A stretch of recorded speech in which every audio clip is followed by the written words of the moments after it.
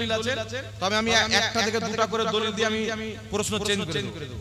আসসালামু আলাইকুম। ওয়া আলাইকুম আসসালাম ওয়া রাহমাতুল্লাহ। কিয়াম করা কি? কিয়াম করে আমরা দাঁড়িয়ে সালাম বলি, ইয়া নবী সালামু আলাইকা, ইয়া রাসূল সালামু আলাইকা। একটি কথা মনে রাখবেন, কিছু আহলে হাদিস আর দেওবন্দি মৌলভী মানুষকে গুমরাহ করে যে যেই দুরূদটা হাদিস শরীফে নাই ওই দুরূদ পড়া যাবে না, ওই দুরূদ বিদআত। বলে কি বলে না? বলে কি বলে না? যেই দুরূদ নবী থেকে প্রমাণিত নাই ওই দুরূদ বিদআত।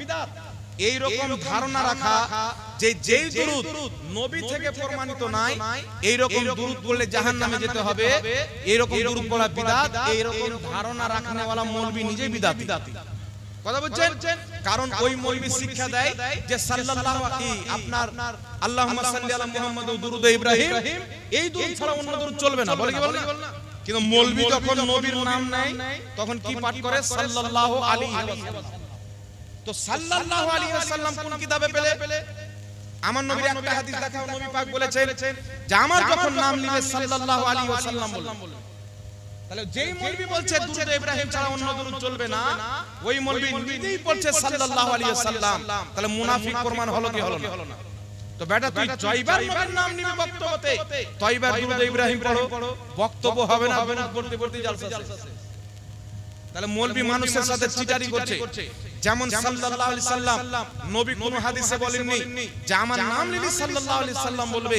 নবী বলেছেন আমার নাম নিলে বা লিখলে, আমার নাম যখন নিবে তখন তোমরা দুরূদ শরীফ পড়বে। কথা বুঝেছি? তো মুহাদ্দিসিনে কেরাম কিতাব লিখেছে, তো শর্টকাট একটি দুরূদ বানিয়েছেন সাল্লাল্লাহু আলাইহি সাল্লাম। দুরূদ এবং সালাম দুটোই এর মধ্যে রয়েছে। তাহলে মুহাদ্দিসদের তৈরি করা দুরূদ এবং সালাম আমরাও পড়ি, যারা বলে পড়লে জাহান্নামে যাব তারাও পড়ে, তাদের ফতোয়া অনুযায়ী তারা নিজেই জাহান্নামী। কথা বুঝেছি? আমার কাছে বাংলাদেশের আব্দুর রাজ্জাক বিন ইউসুফের কিতাব রয়েছে, সে নিজের কিতাবে খুতবার পরে যে দুরূদ লিখেছে কোন কিতাবের মধ্যে নাই, নিজের বানানো দুরূদ লিখেছে। মুজাফফর বিন মুহসিনের ফতোয়ার কিতাব রয়েছে, সেই নিজের কিতাবে দুরূদ লিখেছে খুতবার পর তার বানানো দুরূদ। শুধু তাই নয়, বাংলাদেশের খন্দকার জাহাঙ্গীর বলে একটা মৌলভী ছিল, ওই মৌলভী অ্যাক্সিডেন্টে মরে গেছে, সেই নিজের কিতাবের মধ্যে দুরূদ লিখেছেন তার বানানো দুরূদ। তারপর আপনার জলঙ্গীর বিমল দাসের বেটা, তার লেখা কিতাব আমার কাছে আছে, সে নিজের কিতাবে দুরূদ ইব্রাহিম বাদ দিয়ে নিজের বানানো দুরূদ লিখেছে। কথা বুঝতে পারলেন? তাহলে দুরূদ ইব্রাহিম ছাড়া যদি অন্য দুরূদ পড়লে জাহান্নামে যেতে হয়, তাদের সব মৌলভীকে আমি জাহান্নামে পাঠিয়ে দেব, ওদের ফতোয়া অনুযায়ী। কথা বুঝে আসছে বাবা? তো কেউ যদি বলে দুরূদ ইব্রাহিম ছাড়া চলবে না, হাদিসে নাই তো চলবে না, এটা কোন মুহাদ্দিস কোন মুসলমানের আকীদা নয়। 1450 বছর থেকে যেই আকীদা চলে আসছে, হাদিসের দুরূদ যদি পড়েন তবুও সওয়াব, কোন হক্কানি আপনার মুহাদ্দিস কোন মুদাক্কিরদের যদি তৈরি করা দুরূদ থাকে তবুও পড়া জায়েজ আছে। কথা বুঝছেন? যেমন আপনাদের একটা বাঙালি কবি একটি দুরূদ লিখলো, মক্কার সরদার তোমাকে সালাম, মদিনার তাজদার তোমাকে সালাম, উম্মতের গমখার তোমাকে সালাম, শাফাতের কান্ডার তোমাকে সালাম। এটা পড়া জায়েজ না জায়েজ? তো কোনো হাদিসে তো নাই, তো জায়েজ কি করে হবে? তাহলে কোন মৌলভী যদি বলে দুরূদ ইব্রাহিম ছাড়া অন্য দুরূদ চলবে না, এই মৌলভী হচ্ছে জাহিল। আরেকটা মৌলভী আছে, সে বলতে চাই ইয়া নবী বললে নবী পাককে অপমান করা হলো। পৃথিবীর কোন হাদিসের কিতাবে, কুরআন পাকের কোন আয়াতে কোন মুহাদ্দিসের একটা ফতোয়া যদি কেউ দেখাতে পারে যে ইয়া নবী বললে নবীকে অপমান করা হলো, আমি সারা জিন্দেগি তার নামে লিখে দেব। কোন কিতাবে দেখাতে পারবে না। তবে ইয়া নবী বলা এটা সাহাবায়ে কেরামের সুন্নাত, প্রত্যেক হাদিসের কিতাবে রয়েছে। সাহাবা যখন নবী পাকের সাথে কথা বলেছে, তারা আইয়ুহান নবী বলে নয়, ইয়া রাসূলুল্লাহ বলে সম্বোধন করেছে। বুখারীতে আছে সাহাবা ইয়া রাসূলুল্লাহ বলেছে, মুসলিমে আছে ইয়া রাসূলুল্লাহ বলেছে। আর ইয়া রাসূলুল্লাহ ইয়া নবী একই জিনিস, আলাদা। কথা বুঝে এসেছি বাবা?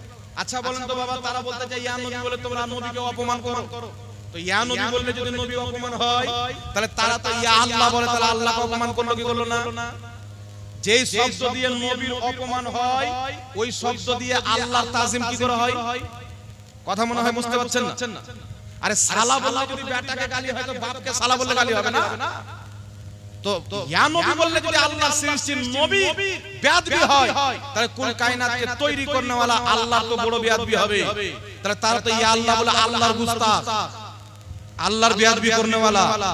তাদের ফতোয়া অনুযায়ী তারা বেয়াদব প্রমাণ হয় কি হয় না? তো এগুলো মূর্খদের কথা, জাহিলদের কথা। তবে একটা হাদিস শুনিয়ে দিই, শারফে মুস্তাফা কিতাবের মধ্যে হাদিস, প্রায় 1000 বছর পূর্বে লেখা কিতাব তারিখে জুলজানের মধ্যে হাদিস। নবী পাকের দরবারে জিবরিল আমিন আসলেন, আসার পরে বললেন, কি বললেন? ইয়া আহমদ আলাইকাস সালাম, ইয়া আহমদ আলাইকাস সালাম। আমার নবী বললেন না জিবরিল ইয়া আহমদ বলে সালাম কেন দিচ্ছ, আমার অপমান করা হলো। নবী বলছেন ওয়া আলাইকুমুস সালাম। নবী উত্তর দিয়ে কিয়ামত পর্যন্ত এটাকে বৈধ করে দিলেন। জিবরিল আমিনের সুন্নাত হয়ে গেল ইয়া নবী বলে পরে সালাম দেওয়া। জোরে বলেন সুবহানাল্লাহ।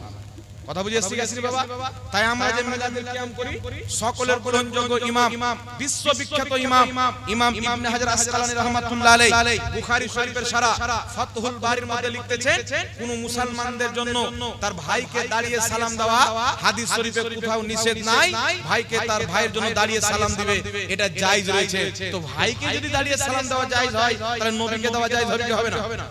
তার কারণে সকলের গ্রহণযোগ্য ইমাম হালবি রাহমাতুল্লাহ আলাইহি সিরাতে হালবিয়ার মধ্যে লিখেছেন, মিলাদের কিয়াম, এই করা মিলাদের কিয়াম হচ্ছে মুস্তাহাব, যারা করবে তারা সওয়াব পাবে। কথা বুঝেছি? এটা হচ্ছে ইমামদের ফতোয়া। আর মিলাদ করা যাবে না, কিয়াম করা যাবে না, এটা হচ্ছে মূর্খ জাহিলদের ফতোয়া। তো জাহিলদের ফতোয়া থেকে ঈমানকে বাঁচার মুহাদ্দিসদের ফতোয়ার উপর আমল করে, কারণ মুহাদ্দিস কুরআন হাদিস বেশি বুঝে। কথা বুঝতে পেরেছেন?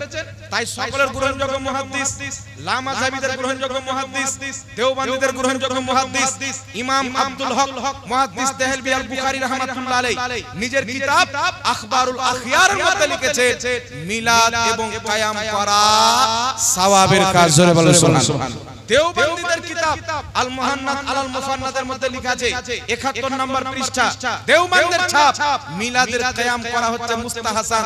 অসংখ্য ইমামগণ বলেছেন নবীর শানে দাঁড়িয়ে সালাত ও সালাম পাঠ করা এটা হচ্ছে মুস্তাহাসান, নেকির কাজ, উত্তম কাজ, সওয়াবের কাজ। জোরে বলেন সুবহানাল্লাহ। তাই কিয়াম করা অবশ্যই জায়েজ, এটা মুহাদ্দিসদের ফতোয়া। কিয়াম করা যাবে না, এটা জাহিলদের ফতোয়া। জাহিলদের ফতোয়াকে লাত মারতে হবে, মুহাদ্দিসের ফতোয়ার উপরে আমল করতে হবে। কথা বুঝতে পেরেছেন?